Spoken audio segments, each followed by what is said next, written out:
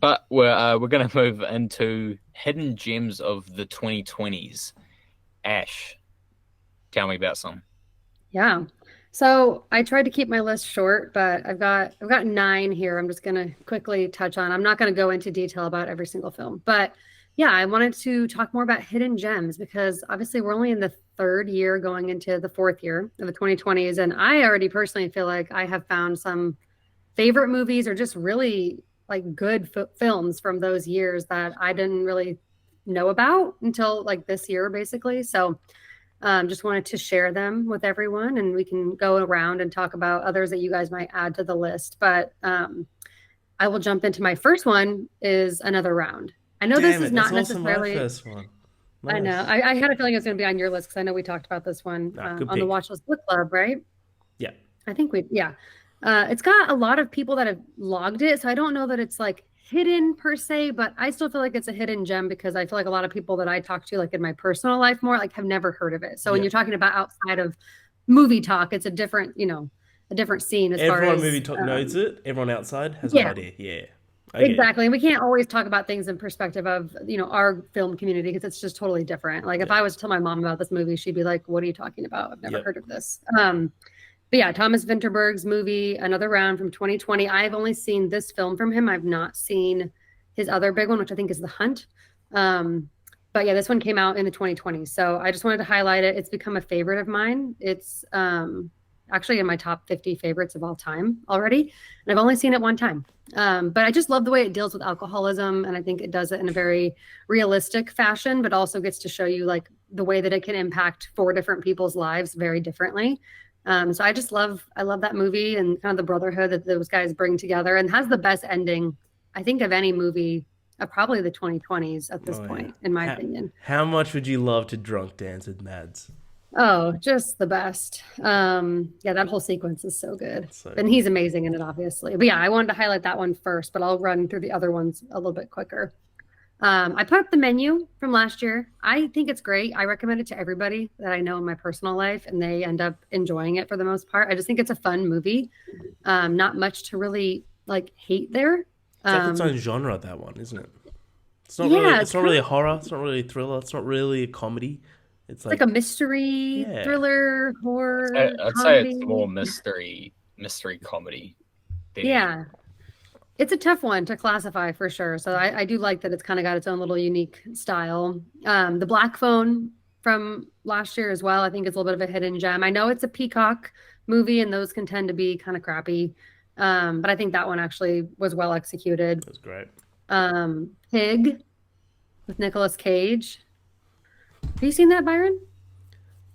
It's insane. No? I've been trying to get him to Haven't. watch this for years now. Oh, He's. fuck off.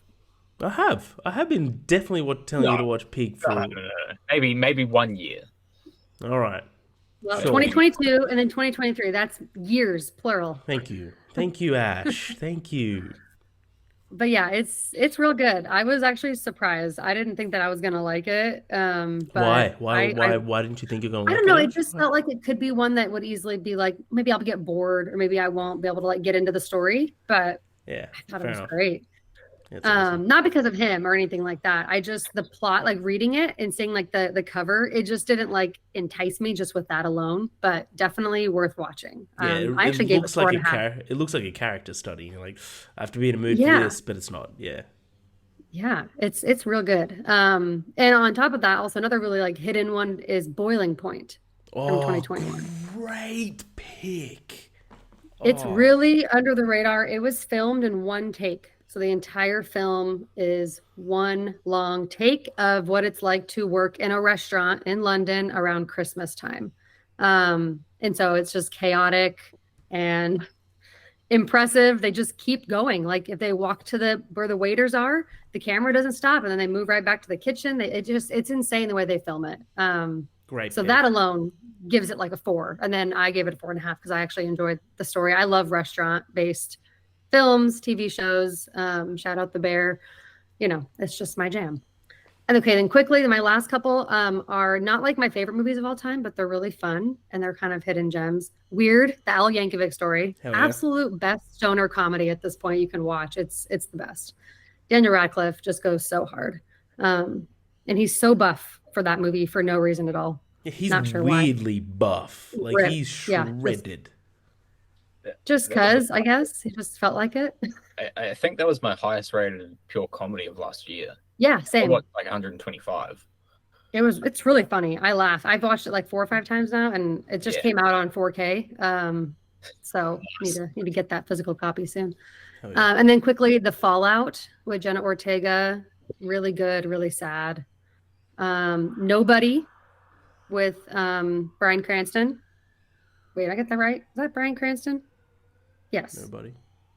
I haven't seen Yes. nobody. No, not Bryan Cranston. Sorry, Oh, Bob Bob. Odenkirk. I knew Yeah, of I was course. getting Breaking Bad and Better Call Saul confused. Yeah, I was trying to just Um, think of Bryan Cranston though would sorry. dominate in that though. By the way. I don't know why, but you said it, and I was like, You knew what I was talking about, right? I had the yeah, wrong no, name. I know exactly what you're talking about. Yeah. I love that movie. I feel like it gets a lot of hate, but I thought it was really That good. deserves a sequel. I have it at a four and a I half. think so. Yeah, I think it's a I good got it at a time. 4.5. This is just John Wick. Yeah. Yeah. Yeah, exactly. Like a family man version of John Wick. And then lastly, Watcher with Micah Monroe. We've already talked about it, so I won't like harp on it too much, but definitely a hidden gem of last year. That's my list. Harry, what else would you add? Yeah, I had another round was mine as well. That was great. A great pick. Great pick, Ash. Great pick. Color out of the space. It's this movie starring Nicolas Cage. Came out it's 2019. Sorry, so I probably shouldn't, but I'm going to anyway. Color Out of the Space is like a. How dare you? I know, my bad. It's a sci-fi film starring Nicolas Cage. It's very Lovecraftian horror of like this family living on a farm, and then they get basically invaded by a monster within, and it kind of just destroys them in mentality and makes everyone go insane. And there's like a couple of scenes where Nicolas Cage is just being Nicolas Cage, and he's incredible. I do believe I saw this it came out in Australia in 2020. There you go. USA came out in 2020. I'm happy with that then. Yeah, cool. Happy with that. Okay. Well, it's released in 2020. That counts. Yeah, cool. Color out of space. Jesus, I keep saying color out of the space. Color out of space. Unreal. Very, very cool sci-fi film. Next up, I've got Willy's Wonderland, which is another Nicolas Cage film. Which is basically it's literally Five Nights at Freddy's with Nicolas Cage, and it is so much better than Five Nights at Freddy's. It's made on like a nothing budget, and it's hilarious. It's great, and it's good fun.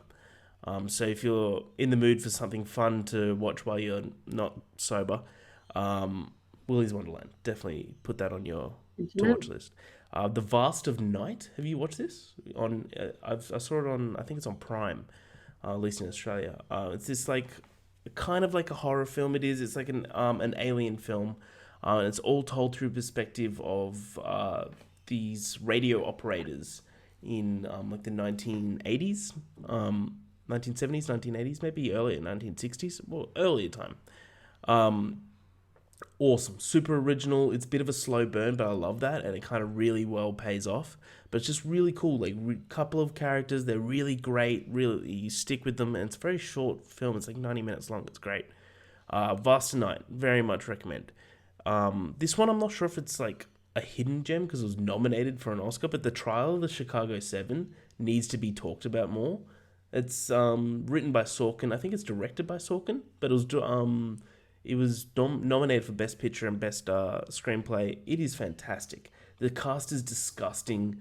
Sacha Baron Cohen deserves an Oscar for it. I'll never not talk about the Chicago 7. And one that I've never seen this. I'm gonna add this to my watch list. That's a 5 out of 5 for me. Trial of Chicago 7. I think it's brilliant. There you go. I think it's a 5 out of 5 from it. Yeah, I think it's amazing. And one that I'm not sure if this is a hidden gem either, but Palm Springs. I love that movie so much. The movie's amazing. Is that the Andy Samberg movie? Yeah. Yeah. Have you seen it? Okay. No, I think it's on my watch list. Yeah, you'd love But it. I'm just imagining the poster. It's like the real colorful poster, right? Yeah, it's a rom-com, but has the. You're gonna love it, Byron. Yeah. It's got sci-fi in it. Yeah, there's a lot of sci-fi in it. And it's like the Groundhog Day formula. It's good fun, and there is another like cameo of a pretty high-profile actor that you adore. Yeah. Yeah, Yeah, I don't want to spoil it for you, Yeah. but yeah. And it's got the girl that plays the mom in How I Met Your Mother. I Oh, don't know if you Christine ever watched Milioti? that show. Yeah, Kristen Milioti, I think it That's not, is. yeah, something like that. Oh, When she's on the show, we'll be able to we'll make She sure also that plays Jordan Belfort's wife in Wolf of Wall Street before he leaves her, cheats on her with Margot Robbie's character. yeah, Pez. unlucky. EOS. But yeah, definitely Palm Springs. If you haven't seen Palm Springs, absolutely put it on your watch list. I'm glad that because I was writing this like Trial of Chicago 7. It's been nominated for Oscars. That hidden gem. I'm glad you haven't seen it, Ash. Put that on your watch list. And I'm glad you haven't seen Palm Springs because then it kind of we've done some good here. We've done some good here. Yeah, no, mine were a little bit more like well-known ones, I would say. Maybe not for everybody, but yeah, yours were definitely real true hidden gems. I'd only even heard of two of them. Oh, So watch The Vast Night. The Vast Night's good fun. It's good. good list. That's me, Byron. Yeah, just a couple on my end. 9 Days.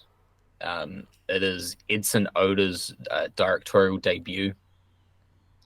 It's really good. I only have four other mutuals that have seen it, and we've got a 5 and a 4.5. I also give it a 4.5. I think it's one of the greatest directorial debuts in a long, long time. Zazie Beetz, Winston Duke, both deliver incredible performances in here. It's a drama fantasy, which is a genre combination that I'm not like all that used to seeing. But if others are like this, I'll watch more because it's really fucking good. Minari, A24. Great Speaking pick. of Yeah, That's on Stephen my Yeun, watch list. I really need to watch it. yeah. You'll love maybe, that movie, Ash. yeah, You'll love yeah, it. Yeah. yeah. I'm not even going to say anything on it there. But Stephen Yeun, absolutely incredible. The story is absolutely incredible. But for me, I think this is one of the more just not talked about enough A24 movies. Which I don't know why, because it's highly rated. I think, I hope so. But yeah, it's highly rated. A lot of 4.5s and a lot of 5s across my mutuals. So Same. definitely one to watch. And the Mitchells versus the Machines. This was a recommendation by Mr. George.5. It's an animated movie from 2021. One of, in terms of my animated ranking, it's pretty damn up there. It's a 4.5 for me. Yeah, I I'd think agree. it's really, really, really good. You have seen it, Harry? Yeah, I love it. I think it's brilliant. Yeah, absolutely. Just even outside of a like cartoon, it's just a really solid sci-fi. No, it's great. Um, But even like yeah, the animation is like Spider-Verse level. Like it's yeah, brilliant. I think it's made by the yeah, same studio. yeah. Yeah, that would make sense. Um, yeah, the color is fucking it's out of it. And then yeah, just smaller ones like Don't Look Up. I think doesn't actually get mentioned all that often.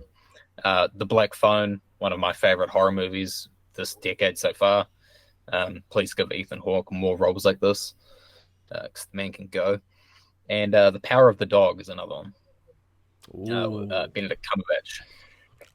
interesting. Although when I watched it, I was very out of Very it. right. Um, Like very most mysterious. Yeah, I was very. it's Yeah, not So many good. different things could have happened next. I did not like Um, the Power of the Dog. you didn't? No, not at all. Oh shit! Yeah, Oh. but hey, that's film fan. I'm glad you Yeah. liked it. All right, it's all right, Harry. I don't have this super deep connection with it. Ugh. Great I list, won't, I, though. I won't kill you for it.